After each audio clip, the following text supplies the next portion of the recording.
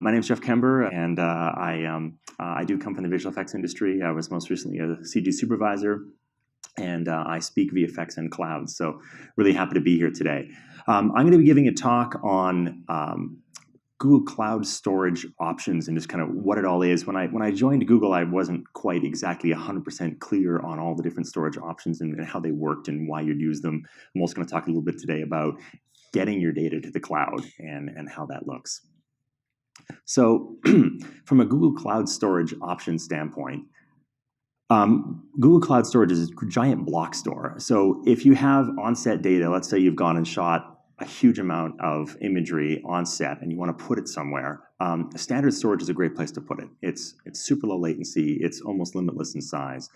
We also have, and it's 2.6 cents a gig, so it's really inexpensive. We have a less expensive option for 2 cents, which is the durable reduced availability storage. So what does that mean to the VFX community? That means that the latency is increased a tiny bit. That's a really great place to park a significant amount of data that you want to be able to do read and write operations for. If you want to be able to copy this data to a file system, you want to be able to copy it to local SSD on VMs, which we'll talk about in a few minutes. If you actually want to do transcoding or rendering workloads against this, DRA is a great place to put the data.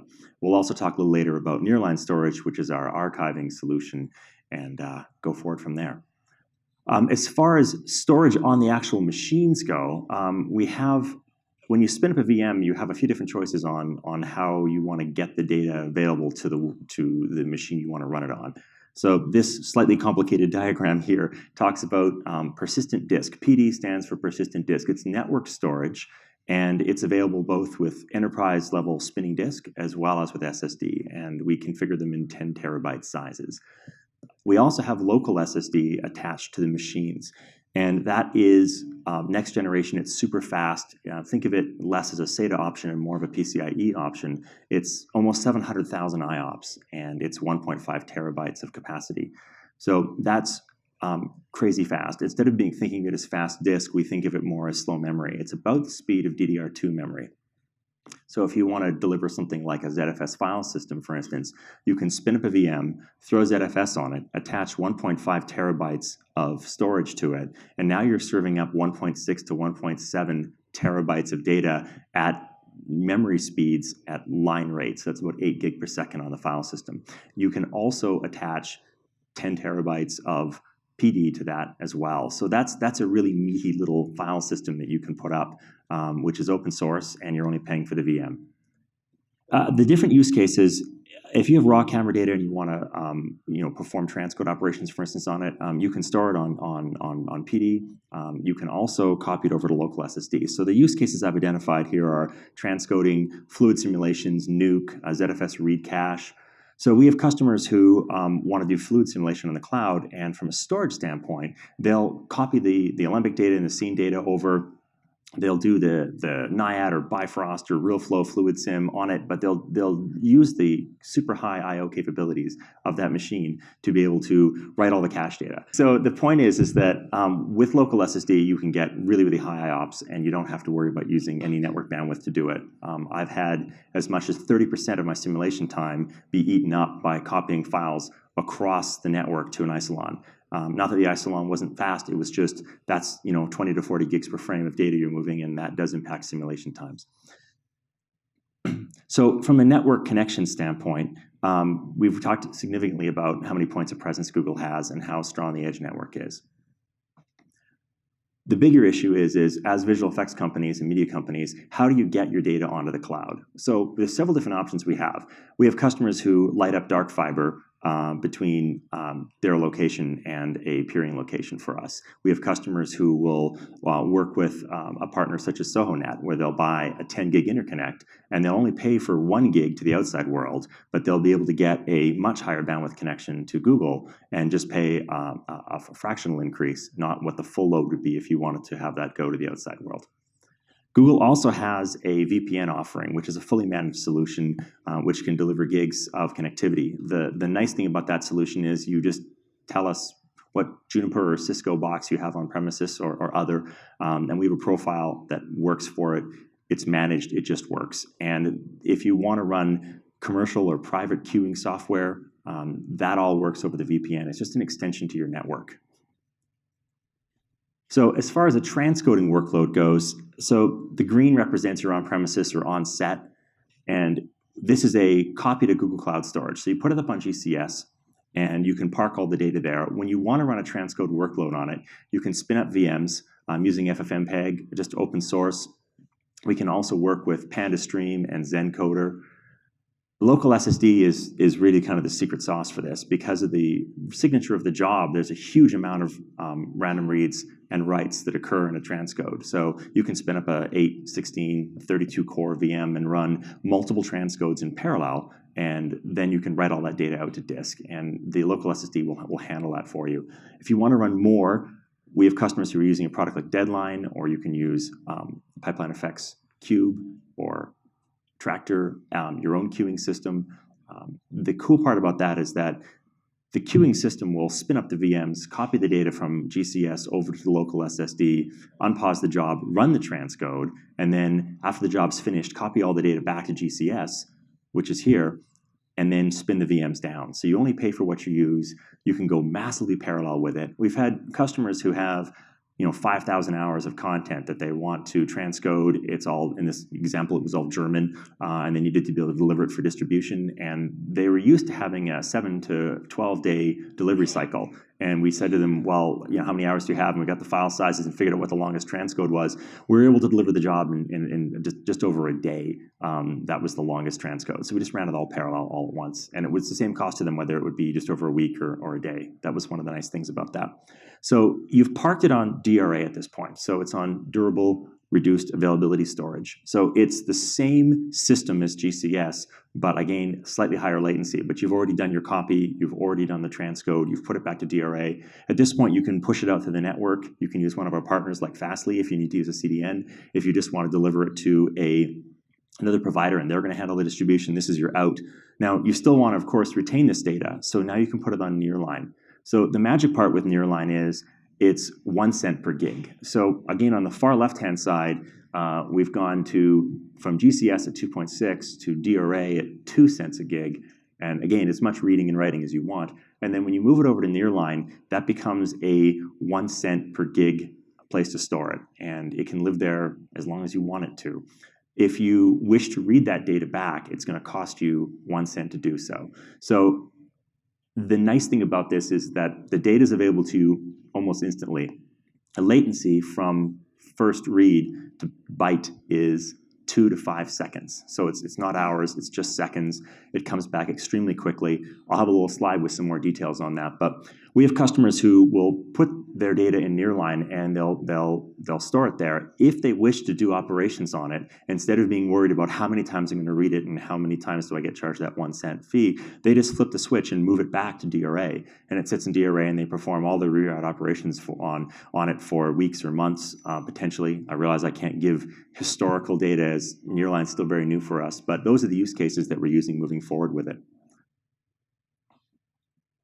So the compute engine we're running on it's really exciting for me in the fact that it's crazy high performance. You are only paying for what you use. A real differentiator for us is the local SSD performance for the transcode, for the simulation workloads. From a storage standpoint, this previous transcoding slide that I had, it's the same work case if you want to run nuke jobs, for instance. If you've already rendered the image in the cloud, it's there, and you parse the nuke file when you submit it through your scheduler. Only the elements that have changed are going to be uploaded, and you're able to benefit from the super high output of the local SSD drives that are physically attached to the VMs. So we have customers who are using Nuke on this. We have customers who are using Fluid Sims. They have their proprietary Fire systems that run on top of our systems. And again, all of them are using this really high I/O storage. And what it does for them is saves their on-premises file system, which I'm sure if anyone has run large rendering systems where you have tens of thousands of cores and you have a significant amount of compute happening, if you load your file system up with a large amount of I/O for a Fluid Sim or any other type of simulation or compositing workload with deep data where you're looking at an order of magnitude more data per element, you're in a scenario where that file system performance can degrade, and then you start starving out your CPUs. And as soon as that happens, you have to start throttling one and favoring another and such. If you move the high I/O workloads to Google Cloud Platform, you don't have to worry about your file system performance on premises. You can focus on having 100% of your machines running renders or a smaller percentage running comp and sim jobs, but you're not negatively impacted by that. So as far as Nearline storage as a slide goes, this details a little bit more of the relevant information. So it's 1 cent per gig to store it, which is super inexpensive. It's 1 gig when you read it. So again, if you want to read it more than once, or if you really intend to be doing operations on it, you want to put it on DRA at least, or GCS, depending on your latency needs. We have customers who are excited. Okay, they hear the 1 cent and they're like, well, okay, so everything's 1 cent now. You're like, well, no, it's really 2 cents if you want to do operations on it, and 1 cent if you want to park it somewhere. There's a 1 month minimum charge to put it there. So it's priced in such a way that it's not intended for production workloads, but it's priced in such a way that it's intended to be used for ultra long-term storage. Another nice aspect of being able to use Nearline as an archiving tool versus tape is you're going to make 2 to 3 copies on tape, and then you have to transport them and store them, and you had to pay for the robot and someone to run it, and then you have to track and manage and deal with all of this. The nice thing is you can modify the size of the footprint of the data that you've put on Nearline. So if you take a 400 terabyte show and you need to put it somewhere, then you can throw it onto Nearline, and then you can put a pipe technical assistant on it to go through and look at shotgun and figure out what can stay and what doesn't have to. And you can reduce the size of the show.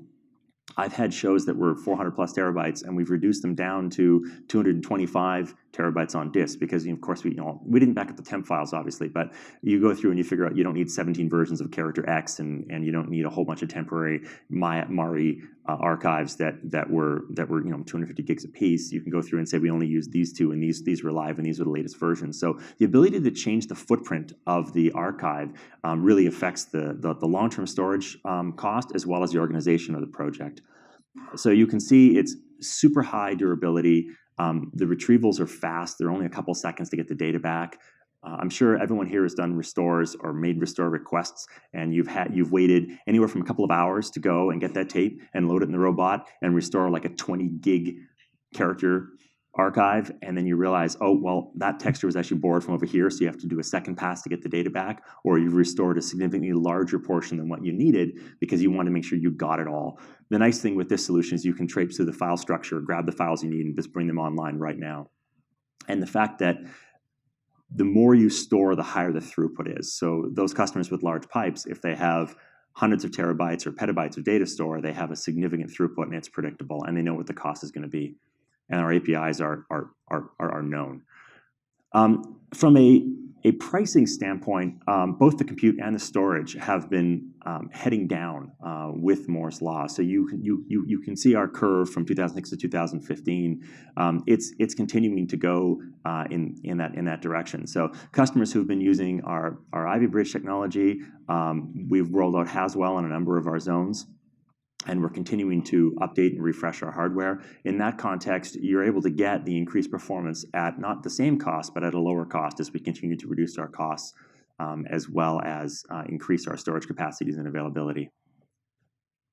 So from just an overall use case standpoint, with Google Cloud Storage, most customers here are going to be putting their data on GCS from an upload standpoint and parking it there. And then they're going to be spinning up VMs as file systems. And they're going to use ZFS, or they're going to use Avir, or they're going to use Gluster. Avir is here to talk today. They're a fantastic solution that most everyone in the room knows about. They have it on-prem. Our cloud offering is excellent. You can have between 3 and 30 VMs, and it can scale larger than that. You get to use our fast, low-latency network fabric, and you're able to use our persistent disk SSD-based for the back-end storage. So you're able to serve up file systems that are capable of having tens of thousands or hundreds of thousands of cores point at them simultaneously and be able to deliver that throughput that you need and a really high read rate.